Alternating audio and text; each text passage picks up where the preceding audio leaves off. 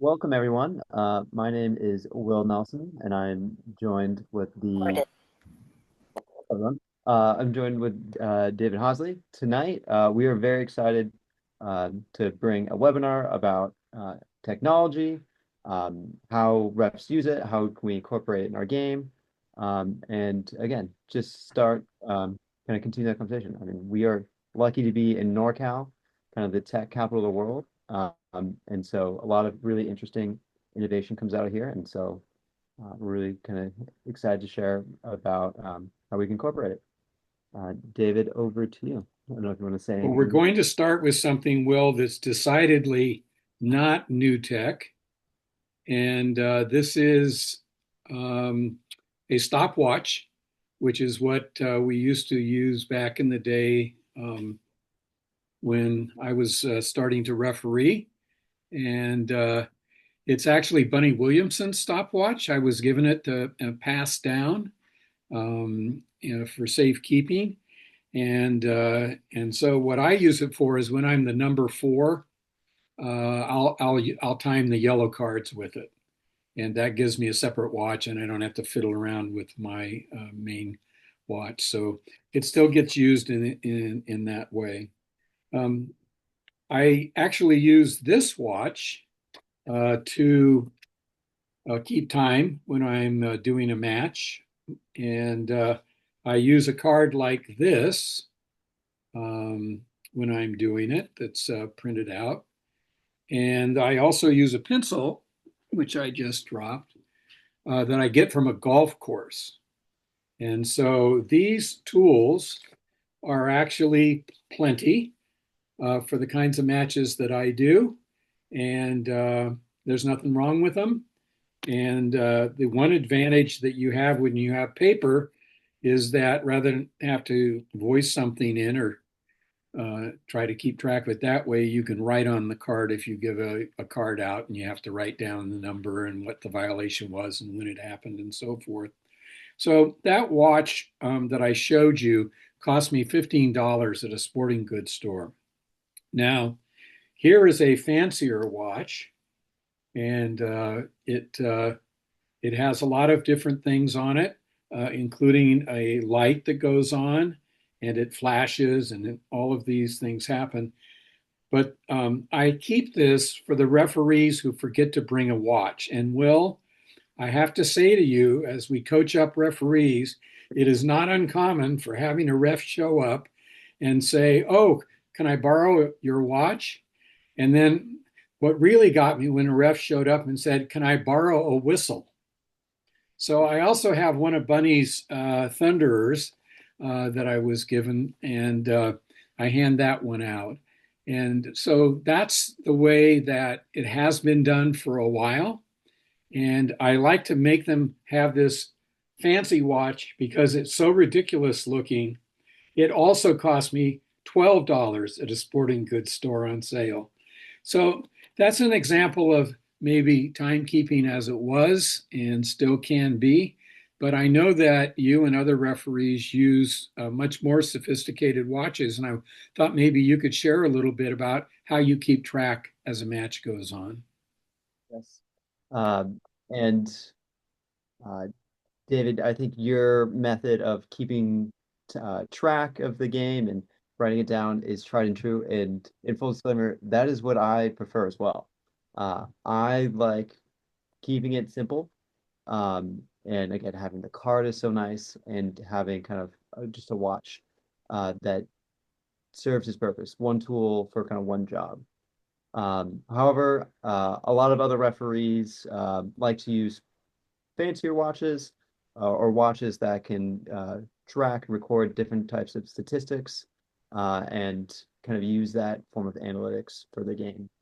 So the two most popular, I think, styles of kind of more like a techie watch would be an Apple Watch. So that's the watch that I'm currently wearing.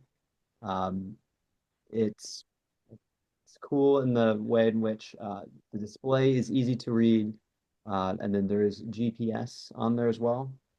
And so after the game, I personally like to track how many miles I ran, and I get a little sense of where my heart rate was. Um, the other big brand of watch that is very popular are the Garmin's. Um, the Garmin's are also very cool. They also have GPS on them, and they also have heart rate, so they can keep track of where you are. What's really, I think, interesting and cool about these watches too, is their face has solar on it, and so the watch can recharge during the game. Because again, uh, these watches are very cool and very fancy until they're out of battery and they're dead. Yeah, Um, apparently the app that you can get for an Apple Watch also kind of soaks up your battery. I put a link to it in the chat for anybody who's interested in looking into that Apple Watch app.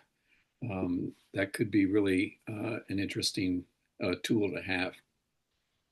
um, and again, I think it's having that app because I know a fair amount of other referees use it. They like again having that data so it's organized and you can see when you gave the penalty, you can see what point of the game is. Um, I've tended to stay away from it because with that app, if you mess one thing up, then you got to spend a lot of brain time or brain power and time manually going back and fix it. And so pencil and card is great. This watch right here, 20 bucks. It'll tell you the time. It will go handy. My feeling with the cool watches is if you like a cool watch and you want a cool watch, you should get a cool watch, but it probably won't improve your refereeing. Point well taken. So here's something that also gets used in refereeing. And I actually have a referee currently that's working this fall, and she uses it and she actually gives voice messages to it. So she says, set for 7 minutes, because we're doing sevens now in the fall. And it seems to work for her. I told her it was a little bit bulky, and maybe that wasn't my preferred way to see referees keeping time in a match, but it is something that can be used, even though I would rather that it not be something like that. But it happens, and I know that you and other referees do use a cell phone, and you use it with a harness. Can you talk a little bit about what you're doing there? So I mentioned something that I don't think improves your matches, which is watches. What's something that does, I think, really improve your refereeing is your ability to record audio and listen back to the audio and to see how you sounded to the players. Because again, I think the real art of refereeing is what you're doing between plays, between actions, how you communicated, what demeanor, did you use clear and concise language? And that's something that you can only pick up if you have your audio. So what I do is we, as part of like the referee development group, all got these running vests right here. Um, so couldn't have been more than $15. But they have the pockets up the front. So before I will do a game, I will put this on. And then what's great is that I would just use my cell phone and I'll just go to voice memos and I'll just hit start and I will just put it right here in this front pocket. And it does a great job of recording the audio. And what's nice about doing it on your phone is it's really easy to share it from your phone to your computer and to sync it up with the video. And again, for all the refs that are aspiring to continue to develop and to continue to go places, I think audio is something that's really, really important. So you can see how where you are when you're refing from the video. Now you can add to that. You can hear what you're saying. Right. Both are important to do, and those harnesses seem to make it pretty easy to do that. Do you even feel it? No, I mean, it's a pretty deep pocket, and so you kind of just you squish it down far enough, and it's out of the way. I know some other refs out there too. You can get, I think, a really cheap audio recorder. I think it's about 20 bucks. Um, does the trick there. What's nice about that is that you don't have to worry about your phone dying because maybe this is just a Gen Z experience. I had my phone in my pocket, and then I realized I do not know how to make it to the airport. Uh, I'm heavily dependent on my phone for directions, especially that. Can I mention that I did the recording of myself in my last 15s game a couple weeks ago, and it was an absolute revelation. I sounded better than I thought I did, so that was good. But I'll definitely be continuing to do that. And what I did, I got a wired microphone that I clipped to my uh, shirt, ran it down, and have a little side pocket under my shorts that's tight to my thigh, and it worked great. Can I ask, Really, I recommend it highly. can I ask what was your biggest surprise or your biggest takeaway? Um, I thought I get a little snarky sometimes when I get frustrated, but actually that did not come across in this particular match. It was a first match of the game, kind of like a preseason thing, so it was a little bit looser atmosphere. A lot of new players in the second half, so a lot more conversations, and yeah, it definitely will help me tighten up my communication going forward. I highly recommend it. Right, thank you for that. Well, let's stay with the audio side of things and talk a little bit about using radios to communicate. And that's probably not going to start happening when you're doing youth matches or even some community matches. But Will, I wonder if you could talk a little bit about how you're using the two-way radios in matches where you have ARs and what you think is an effective way to utilize that resource. Yeah. So for the folks who haven't seen the Advantage Pro radios or the Referee Audio Pros, these are what they look like. Um, I know we in society have a couple different ones. And I think radios can be a really great tool and really great asset when employed correctly. And so I think anytime there's an opportunity for we in the community to practice and to get to use these radios, I would really, I think, encourage people to do this. But with the understanding of let's make sure we get to the field on time with enough time to make sure the radios work, make sure we have enough time to make sure we're all on the same page, that we know if we see something, whether it meets the criteria that we should input it into the referee, and if we're going to input it, how we're going to say it in a concise matter. And so um, this can, again, I've had a lot of really great experiences where I'm like, "Ooh, was that in? Was that out?" And then I've had my AR from behind kind of bail me out. That was a 50-22, and then you just look like an absolute star because you're able to get some of these pieces. Um, and so, yeah, the radios are great. And just a little bit of just the mechanics. So over here, you can the way it works is there'll be one radio that's always live. So the center referee, anytime that he or she speaks, the other two ARs will always hear it. And then there's what is called a push to talk. So you'll have a little button right here. And whenever the assistant referee wants to come in and make a call, they'll go ahead and press that. So that way the radio then is then live and then they can input into the referee.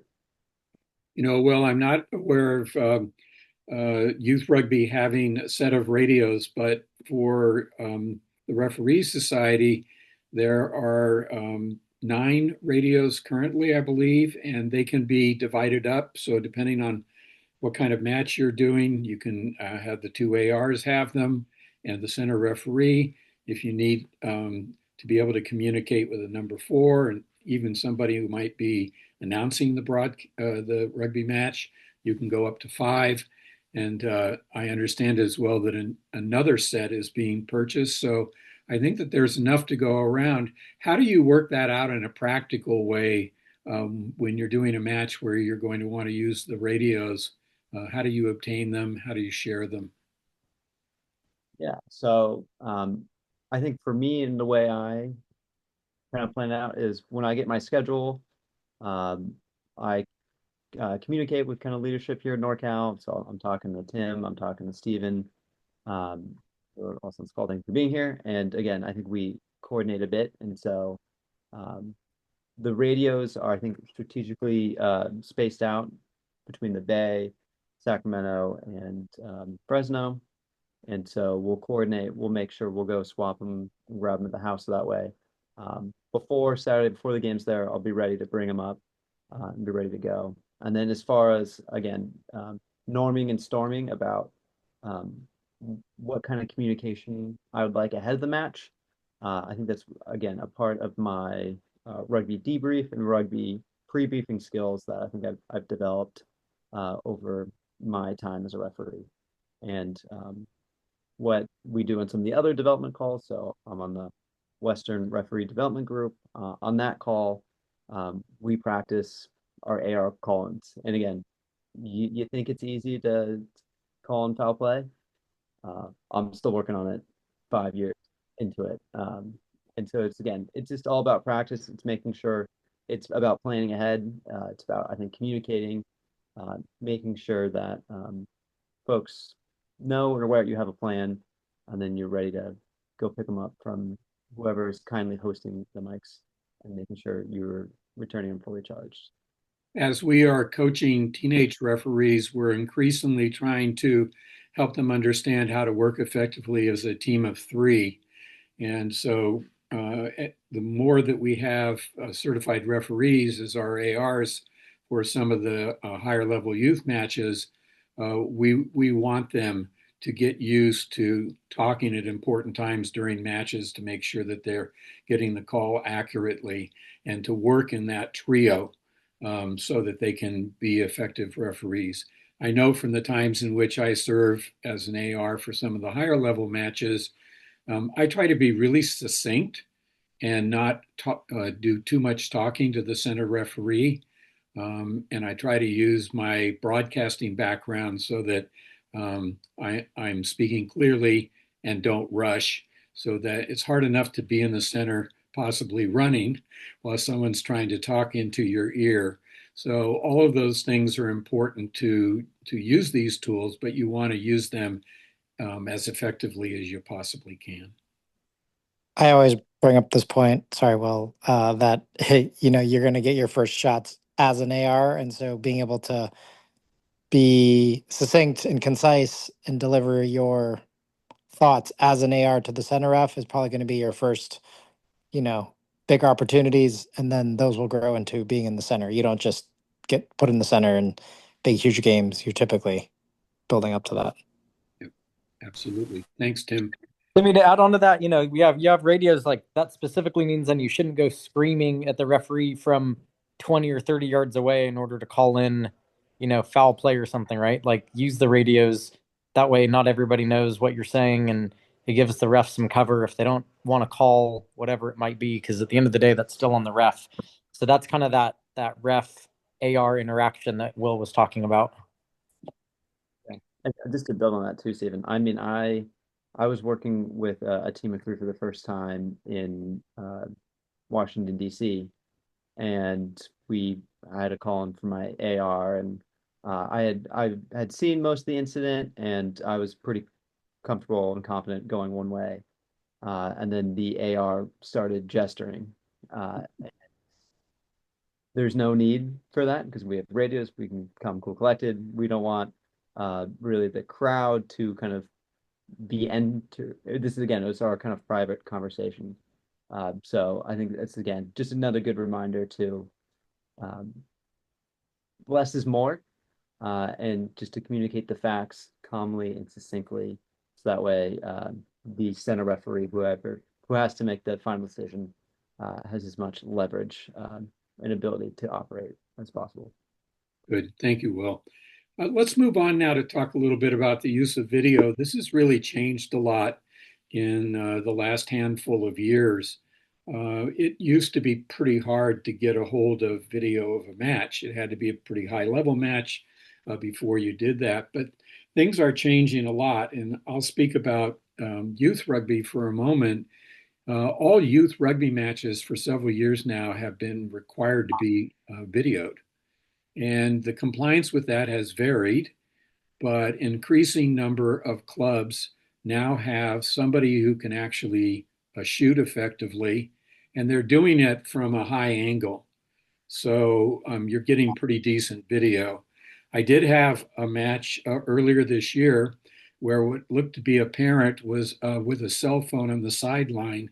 And apparently, that video that she was shooting was going to count for the club actually having videoed their game.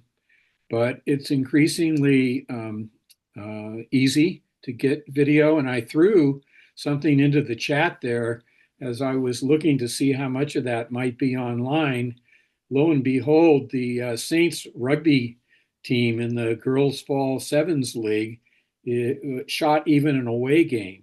And so you can go to YouTube where they posted it and put in Saints rugby, and you're going to find Tony Zhang right in the middle there. And there's another one that was shot at Carondelet not too long ago, and Adam Candela is in the video there. And so you're getting more opportunities now to be able to use that. What I have found to be effective is if you do want to obtain the video and have a look, and it's a youth match, go to the person who's shooting it and ask how you could obtain that. And usually they'll tell you. However, if you miss that opportunity, I would say call the coach and ask if you can have access to their video. Once you do that, what have you learned to be the best way to approach using video to improve your ref skills? Yeah, I mean, I think just to your last point, I think kindness and just saying, hey, uh, this is especially in that pre-email, when you're coordinating the fields, making sure you're showing up time. Uh, I'm really looking to get better. If you're filming the match, I would really appreciate sending a copy. I find that to be really an effective strategy to get film. Um, the way I use film, so again, as an expectation for the regional and the national development group is that we review all of our games. Now, this review, I think, kind of depends on where I am mentally and how much time I have. But I will show an example of my most recent game. We tend to use the Advantage software. So again, I think everyone here in NorCal has access to this. So if you're not into the system or you don't have a login, please let us know. We will make sure you're set up. But I go through the game. I code all of the penalties, the scrums, um, all the set pieces so I can see how it is. I can see if trends are developing. And so again, this is my most recent game. I can get some, again, real summary statistics so I can see how many PKs I had, how many free kicks I had. Was I developing trends? Would I have more penalties in the first half than I did in the second half? And then I will go through and clip stuff that I think is interesting or that's something I would want one of my reviewers to watch. So my text is in green and then my reviewer is in blue. And we've gone through and some of the comments I've gotten rid of based on that. Arenas.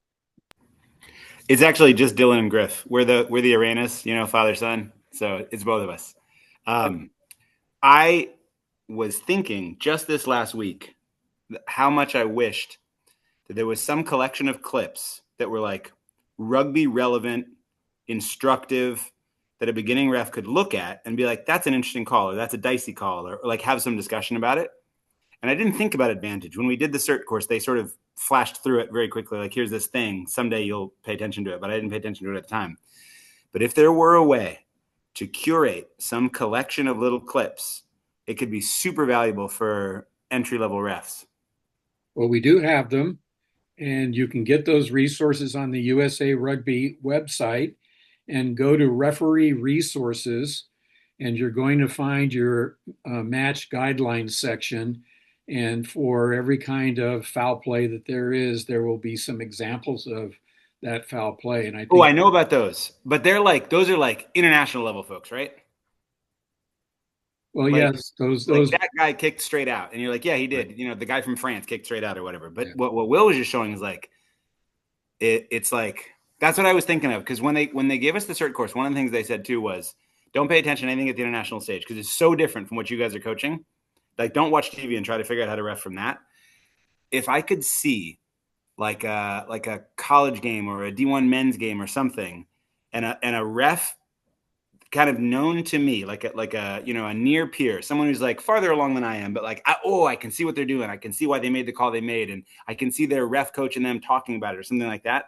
Or like here, this looks like this player is bound, but actually they're not bound, and you can tell because of this. Or like anything like that, it would be super good. So I'd be let's so go excited. and search because I suspect somebody has done that work and that we will probably be able to find it if we look online. I do want to mention and answer your question that you posted in the chat. Yes, now all matches, including senior side matches, are to be recorded in Northern California. So that's But something I that mean, not younger youth, not U10, U12, anything like that, right? It's only high school and above. uh, that's true, but Okay, we do have an additional resource in that if you are doing community matches, you're going to be able to get the video. That's the point that I was trying to got make. it. And Yeah. we do record some of them in youth. We've got those, those Veo cameras Yes. the youth folks push. So several clubs have Veo now, and every time the Razorhawks, my club, does it, I send those links to the other coaches. So and this is like little kids. This is 10s and 12s in middle school and stuff. So yeah, there's increasingly many matches that are being recorded. So And we then, want, sorry, just for the point, what's great about Advantage is you can go in and you can look at anyone's published games. So if y'all want Very cool. Okay, thank you. to go through, everyone's more than welcome to go through the games that I publish.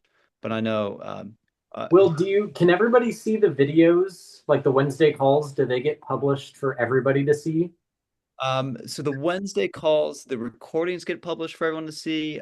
I think the meetings itself are invite only, but I think that's something So, that Dylan, to that point, or like they do, so every Wednesday the D1A has a meeting, and they go through certain so many matches a week, whatever.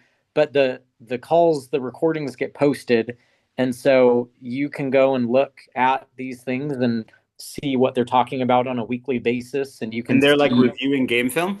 Yep, That would be yep. super cool. So go check it out, and you and Griffin can kind of get a feel for I would love to do that. like what's topical, right? And like Yeah. how to referee the scrum, and Yeah. what does AR communication look like, and they do lots of covered stuff, so it's really good. Reffing the scrum was exactly what I was thinking of because I was a fullback and a center, and I never got any closer to the scrum than flanking, which is just like holding a guy's butt until it was time to tackle somebody. So I have no idea when the forwards are like screwing me over, when the props are pulling some shenanigans. I can't tell. So thank you guys. I'm going to try to look into this stuff. okay, thanks so much. I would also want to point out that we are increasingly seeing technology being used at the highest levels of rugby, and you can see with the broadcast how much this is changing. And the whole TMO system, being able to use video to assist referees, is something that you're involved with. Will, could you talk for just a minute about how you got involved with that and what you think that does to officiating? yeah. It is definitely a different lens in which to look at the game. And so I've had the pleasure or the anxiety, I guess, to have a big screen and go back and look at video at a couple tournaments. What again, I think this is something that all of us can do. All of us watch rugby. Um, if they're going up to TMO, if they're going to go and use a assistance, I would encourage everyone to pause the TV or to pause the recording and okay, what framework am I going to use to apply? What facts are relevant? And to make sure you get that in your head and to practice one time, and then to hit play on the TV and to see how close you are. Because that is a skill that comes up, and it's, I think, really good to have that foundation and make sure you have that structure in your mind, because that will help you on the field to make sure you have that knowledge banked and you're ready to go and you're set to go for that. And I don't know if I'm breaking news for folks. This was just decided as well, is that they were no longer going to have TMO for MLR this season. And so the referees are going to be alerted that there's something worth a review. And then they're going to go run over and they're going to go look at an iPad, essentially, or a screen, and have to make the call there as well. So I again, thought you were saying that because there isn't going to be MLR this season. Sorry, that's a bad joke, but it's what it looked like. that's what it looked like for a while. We were all on the edge of our seats, but it's said, so.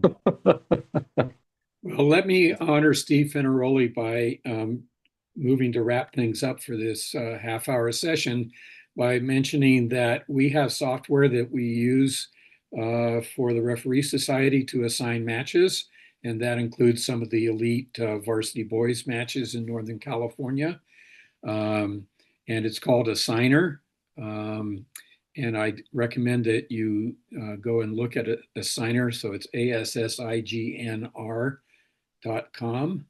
And when you feel that you're ready to start doing some of the more challenging matches in our area, you want to go and get on that. And then you want to contact Stephen Fenaroli, who oversees that function for the Referee Society, and let him know of your interest. You can reach any referee that's a member of the Northern California Rugby Referee Society by using first and last name, and then at pelicanrest.com. So that's the way that it works once you get past a certain point. If you're doing youth matches, then Roberto Santiago puts out a call for referees, and then you respond to that, and he makes the assignments that way. Anything else that you want to add before we wrap up or take some more questions, Will? No, just maybe to Dylan and Griffin's point. What else is really interesting on the Rugby Explorer? So part of the membership through USA Rugby is that you get a bunch of free webinars. And so some of these are the webinars that me and the rest of the national pathway development group put on. They are down here. So this is in the course catalog. So they're just down here at the bottom. And so those national calls vary from month to month on what topics we produce. But in those videos, I think we sometimes will talk about clips as well. Great. Well, thanks for co-hosting. Thanks to everybody who has joined us. This session is being recorded, and so it'll be posted. And as we coach up our developing referees in Northern California, we have a resource here now that we can point to, and they can go watch the video in their own time when they're ready to receive that kind of information. Our next session is going to be on red cards. And so what do you do when you're in a situation where foul play is such that a red card is merited? What's some of the decision making around that? And then how do you report that? And what happens after you turn in your report? And I think that not all referees understand there's a process in place there and how it works. So we'll be covering that in our next session a month from now. Thanks everybody for joining us. Appreciate it very much. Thanks, everyone. Thank you, David. Thank you, William. You're welcome. I will.